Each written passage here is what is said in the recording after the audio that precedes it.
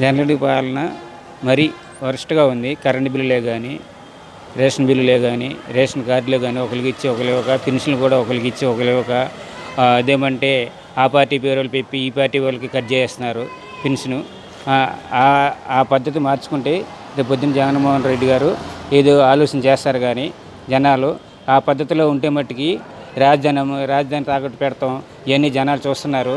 జనాలు కూడా ఏంటి అనేది ఆలోచిస్తున్నారు సార్. ఈసారి జగన్మోహన్ రెడ్డి గారిని జగన్మోహన్ రెడ్డి గారిని సంక్షేమ పథకాలు ఇస్తున్నాను అది చెప్తున్నాను. సంక్షేమ పథకాలు ఇస్తున్నారు. ఎవరికి ఇస్తున్నారు సార్? ఎంతమందికి ఇస్తున్నారు? ఎవరికి ఇస్తున్నారు? ఎంతమంది? 10 మంది పెట్టుకుంటున్నాం. ఫస్ట్లో ఏమన్నారు? అందరికి ఇస్తామమ్మా, చదువుకునే పీజీ మంది అన్నారు. ఇది ఎవరికి ఇస్తున్నారు? ఇద్దరికి ఇస్తున్నారు. ఇద్దరు కూడా లేదు, ఒకరు అయిపోయింది, ఒకరు కూడా లేదు. అది కూడా ఇవాళ రేపు మాకు వచ్చే సంవత్సరం 6 నెలలు 7 నెలలు గడుపుతున్నారు. కానీ కాలేజీ కూడా ప్రతి ఒక్కరు కూడా కాలేజీ వాళ్ళు అందరూ కూడా గోల్ చేస్తున్నారు సార్. కరెంట్ ఛార్జీలు ఎలా ఉండి చెప్పమంటారు సార్? ఇప్పుడు ఎన్నిసార్లు పెరిగిందో ఏంటో కూడా వీడియో మొత్తానికి తెలుసు. అవన్నీ కూడా మేము అసలుకి భరించలేకపోతున్నాం సార్. మేము పేద రైతులు, కూలీ పనిచేసిన వాళ్ళం ఎలా బతకాలి సార్?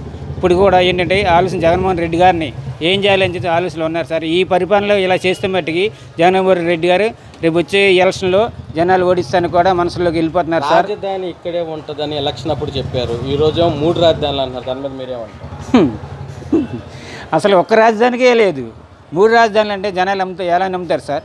చెప్పండి సార్. ఇక్కడ అంటారు, అక్కడ అంటాడు, ఇక్కడిని తీసుకెళ్తాడు, అక్కడ పెడతాడు, అక్కడ తీసుకెళ్తాడు. అప్పుడు ఏదో చంద్రబాబు నాయుడు గారు గెలిపి పెట్టారు, మోదీ గారు వచ్చారు, ఓపెన్ చేశారు, కరెక్టే. కానీ ఏంటనేది అది చేస్తే వానికే పేరు ఉండేది. అక్కడ ఇల్లు ఉన్నాయి జక్కంబుళ్ళు ఇల్లు ఇస్తే జగన్మోహన్ రెడ్డి గారికి పేరు ఉన్నాయి. ఎక్కడో ఇచ్చేసి ఎక్కడే చేస్తే జనాలందరూ గోల్ చేస్తున్నారు సార్. వాళ్ళ దగ్గర డబ్బులు కట్టించుకుంటున్నారు సార్. నేను కూడా చెప్పేది ఏంటంటే జగన్మోహన్ రెడ్డి గారు మీరు కూడా ఒకసారి ఆలోచించండి. రేపు పొద్దున్న మట్టుకి మీకు మట్టుకి ఓటమి మట్టుకి గ్యారెంటీ. అసలు ఏం అభివృద్ధి చెందిందని చెప్పండి. అసలు జనాలందరూ కూడా ఓటైతే వేసారు కానీ ఏ పాలన లేదు. 3 రాజధానులు, 4 రాజధానులు, 6 రాజధానులు. ఈ రాజధానులే ఏ రాజధాని లేదు. డెవలపింగ్ అన్నారు. ఏం డెవలపింగ్? బీటెక్ చదువుకున్నటువంటి పిల్లలు ఉన్నారు. ఇప్పుడు వాళ్ళ పరిస్థితి ఏం చేయాలా? లక్షలు పెట్టి పిల్లలు చదువుకొని ఉన్నారు. వాళ్ళు ఏమో వాళ్ళ నిరుద్యోగులు అయిపోయారు. ఈ రోజున వాళ్ళకి ఇప్పుడు ఉద్యోగాలు వచ్చేది ఎప్పుడు? ఏ కంపెనీ వచ్చింది ఇక్కడికి? ఉన్న కంపెనీలన్నీ వెళ్ళిపోయినాయి. పిల్లల పరిస్థితి ఏంటి అసలు? 2,30,000 ఉద్యోగాలు ఇచ్చానన్నారు. 2,30,000 ఉద్యోగాలు ఇచ్చినాయి. అవన్నీ ఏమీ కాదు. అసలు ఎక్కడొచ్చినాయి అసలు ఉద్యోగాలు అసలు ఎవరికి ఇవ్వాలా? ఎక్కడిచ్చారు 2,30,000 ఉద్యోగాలు? సచివాలయం వాళ్ళకి 1,30,000 ఉద్యోగాలు ఇచ్చారని అన్నారు. ఆ సచివాలయంలో వాటి వరకే ఇచ్చి ఉన్నారు. మరి మిగతా వాళ్ళ పరిస్థితి ఏంటి?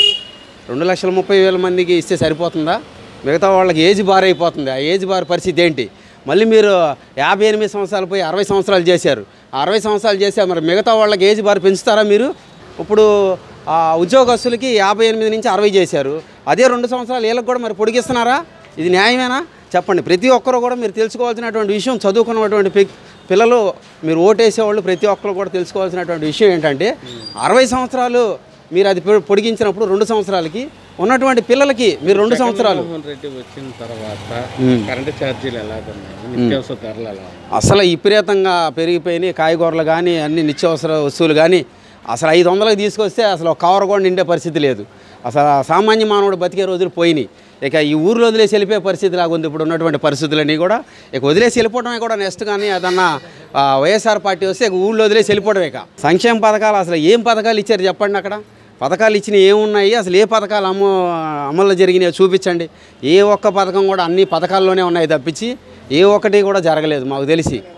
ఏ ఒక్క పథకం కూడా మరి మాకు తెలిసినంత వరకు ఏమీ లేదు. గతంలో 5 లక్షల రూపాయలు ఇన్కమ్ ట్యాక్స్ ఏదన్నా ఒక ఇల్లు కట్టుకోవాలన్నా కూడా 5 లక్షల రూపాయల వరకు చంద్రబాబు నాయుడు గారు దాని గురించి వైట్ కార్డు ఉన్నా కూడా ఏ విధమైన ప్రాబ్లం లేదు. అలాంటిది ఈ రోజున ఏదో ఒక 5 లక్షల రూపాయలు లోన్ తెచ్చుకోవాలనుకొని కొద్దిగా రిటర్న్స్ చేసినాడు కూడా వాళ్ళందరికీ కూడా మీరు వైట్ కార్డులు పీకేశారు. మీరు పెన్షన్లు ఇవ్వాల్సి వస్తుంది, సంక్షేమ పథకాలు ఇవ్వాల్సి వస్తుంది అని చెప్పేసి వైట్ కార్డులన్నా కూడా ఎన్నో తీసేయడం జరిగింది. ఇంకెక్కడ సంక్షేమ పథకాలు మీరు ఇచ్చినట్టయితే? ఎన్ని కార్డులు వైట్ కార్డులు పోయినాయి, ఎన్ని ఇండస్ట్రీలు పోయినాయి ఇక్కడి నుంచి? ఒకసారి మీరు కరెంట్ ఆఫీస్కి మీరు వెళ్తే ఎన్ని స్మాల్ స్కేల్ ఇండస్ట్రీలు పోయినాయో మీకు అర్థమైద్ది. ఇటీవల మేమే ఒక చిన్న స్మాల్ స్కేల్ ఇండస్ట్రీని మేము మూసేయడం జరిగింది. ఈ కరెంటు బిల్లుల వల్ల, ఈ చెత్త పన్నులని, ఈ పన్నులని, ఆ పన్నులని భారం ఎక్కువైపోయి ఇవన్నీ మూసేయడం జరిగింది. లేదండి, అసలు రాష్ట్రం అభివృద్ధి అసలు జరగలేదు. ఏం జరగల. ఎక్కడ జరిగింది? ప్రజలందరూ చూస్తూనే ఉన్నారు. వాళ్ళు పార్టీ వాళ్ళు చెప్పుకుంటున్నారు రాష్ట్రం అభివృద్ధి చెందిపోయిందని. ఏం అభివృద్ధి చెందింది?